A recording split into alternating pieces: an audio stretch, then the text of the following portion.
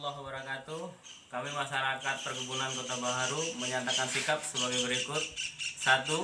Mendukung Polri terhadap penangkapan para pelaku hoaks baik dari kelompok MCA maupun yang lainnya yang dapat memecah persatuan dan kesatuan bangsa.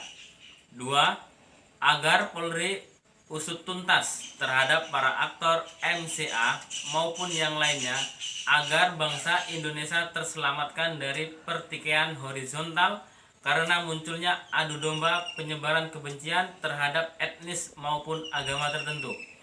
3. Kami menghimbau kepada seluruh masyarakat Kecamatan Kota Baharu, baik muslim maupun non-muslim, agar tidak mudah terprovokasi oleh isu-isu hoaks dan tidak mudah meng-share berita hoaks kepada orang lain.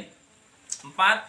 Mari selamatkan Kabupaten Aceh Singkil dari isu-isu sara dan ujaran kebencian demi terciptanya kerukunan beragama dan terciptanya rasa aman di Kabupaten Aceh Singkil. Demikian pernyataan sikap kami. Wassalamualaikum warahmatullahi wabarakatuh.